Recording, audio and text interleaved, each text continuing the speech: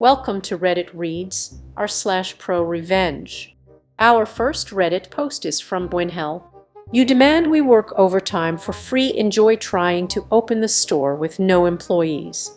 First off, on mobile, non-English speaker.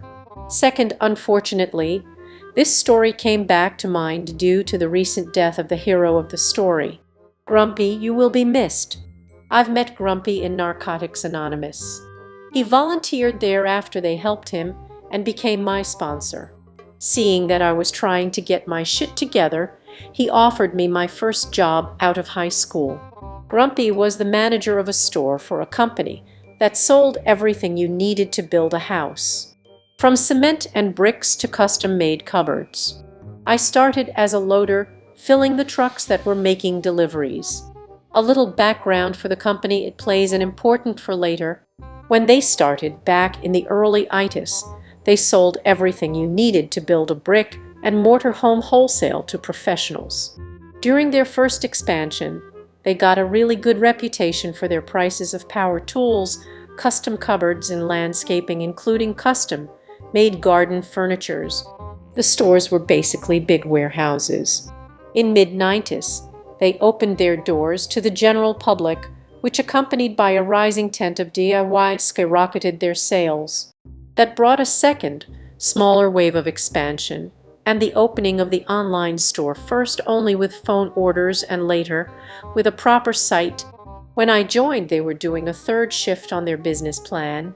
They had cut down on things that weren't a big seller like bricks and concrete, and were focusing more on the big sellers, custom. My first 8 months on the job was a dream. Grumpy was an excellent manager. Having started in the company roughly the same age I was and being promoted through the ranks, had developed a very distinct managerial style. His concept was simple. If my employees are happy, they work better and provide better services, which leads to better sales.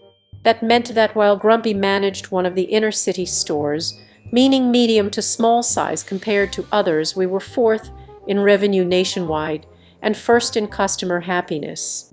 And then the reason for his nickname, Stroke. While everyone called him Grumpy, a nickname he was kind of proud of, he was far from it. The reason was he had a medical condition that affected his nerves and had left him with a permanent frown on his face. He had declined promotion due to that condition, knowing the extra stress would make his condition flare up, meaning he wouldn't be as effective as he would like. His medical condition flared up unexpectedly, and Grumpy had to be hospitalized and be on sick leave for a time. HQ decided to not have one of Grumpy's assistants be an acting manager for the duration, but bring in a regional manager, and Grumpy had to be for the duration. Let's call him Wilhelm. Wilhelm was the exact opposite of Grumpy. He was younger than Grumpy. He was in his late 20s. Grumpy was in his late 30s. Had a business degree, and he hadn't worked the floor at all. He was hired from the beginning as an office drone and climbed his way to regional manager. The reason he was put in charge of our store had to do with the change of the business plan of the company. You see, the change of focus had created a lot of empty space in the stores. A supermarket chain had approached the company with an offer to rent the empty space, especially for inner-city stores. The company had accepted and placed regional managers in key stores to help with integration. The thing is, the supermarket chain had a reputation of being bad employers. That was reinforced by one of our tellers, who had worked for them for 3 years before quitting to join us. Wilhelm didn't help also. His managerial style was based in only one concept: make more money in any way possible. He started by changing our schedule from monthly to weekly, raising the sales targets to unrealistic heights, and always demanded more. In the first 2 weeks, 6 experienced people had left, 4 quitted, and 2 fired and replaced by young, inexperienced people that were easier to manipulate. And then the integration happened. The floor was the first to feel the problem. The supermarket opened its doors and was understaffed. Wilhelm started sending people over to help for 4 to 6 hours, while also demanding to work their regular shift. If someone declined, Hesh was written up. 2 write-ups in 6 months and you were fired. Then Wilhelm came to lay the law in the loading bay. The loading bay was shared between the two stores. Wilhelm declared that we had first helped the two guys of the supermarket unload their trucks first, because their products were perishable, and then started loading our own trucks. That would throw our delivery schedule to the wind.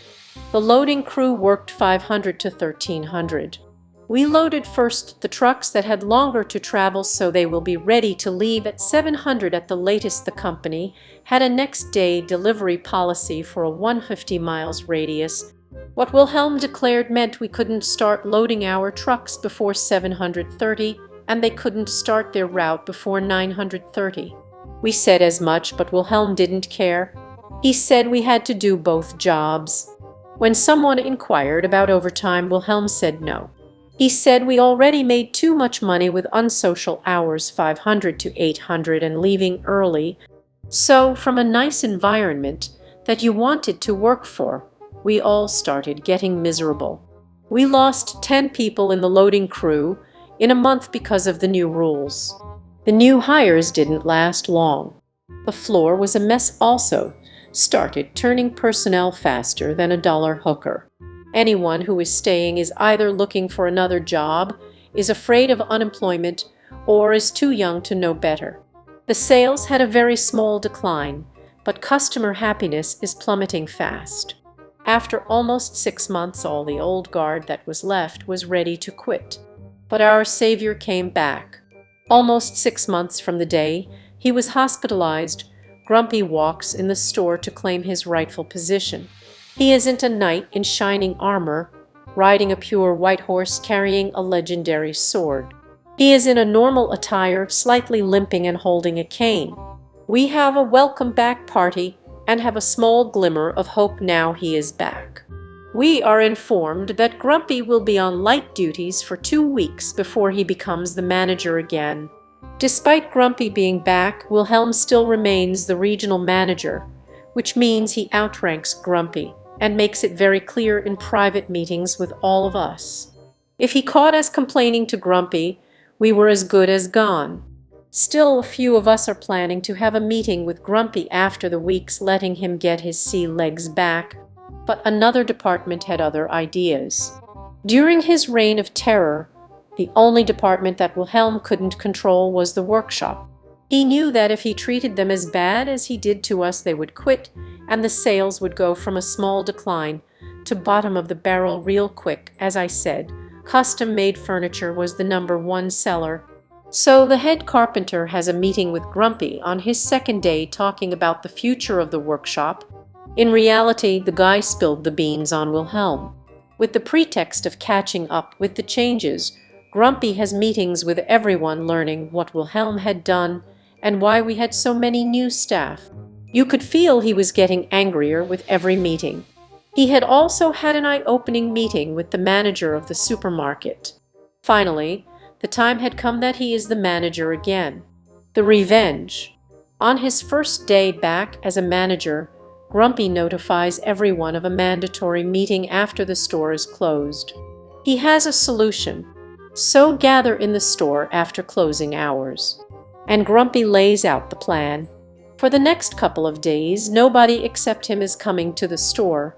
If anyone calls us, we should direct them to him, which we did when we started getting calls about the store being closed. Grumpy's answer to the HQ was simple: the staff was working on a second job during their shift. That caught H's attention, because nothing of the sort was reported in the past 6 months. They asked Grumpy for evidence, which he happily provided with our written testimonies, which brought a shitstorm on Wilhelm. You see, Wilhelm had an arrangement with the supermarket manager. He got a kickback from our unpaid labor for the supermarket, and the manager offered the same thing to Grumpy. He also included that Wilhelm regularly declined to sign overtime, which meant that if any one of us went to the labor department, the company would get a really huge fine. The aftermath: Wilhelm quickly got fired. We all received calls to interview with the company for an open position. We all received severance pay for our firing, plus most of the unpaid overtime, about 80 of it. Almost all of us went back to work with a small pay raise based on experience. The company took a long, hard look on the supermarket chain and distanced themselves from them. They stayed until their lease was over. Next time Grumpy had to take time off, one of his assistants took over. Two did a stellar job, leading to be promoted to managers in other stores. Grumpy brought back his usual managerial style, leading again to a rise of sales and customer happiness. I left the job 3 years later for a better paying position, but I still remember Grumpy as one of the best managers I ever had. This comment is from a Blind Kittens. In this sub, when someone says English isn't my first language, I can always expect better English than native English speakers. This comment is from Groundbreaking 18. I bet Wilhelm did the Wilhelm scream when he got fired. Oak bad pun. This comment is from Shadow to White. Native English speakers don't bother, but people who learn it later know grammar is important, otherwise noon will take them seriously. Now, a word from today's sponsor. Surfshark is an all-around VPN solution that can do everything from torrenting as well as streaming to browsing the dark web. Surfshark is one of the very best all-round VPN, terrific for Netflix, torrenting, confidential browsing, as well as staying safe on public Wi-Fi. Check out Surfshark today, link is in the description. Now back to the video. That was Reddit Reads r/ProRevenge. If you like this content, please subscribe and click the bell icon so you are notified of new uploads. We upload new videos every day. Also subscribe to our Patreon, as that will help us a lot. See you next time.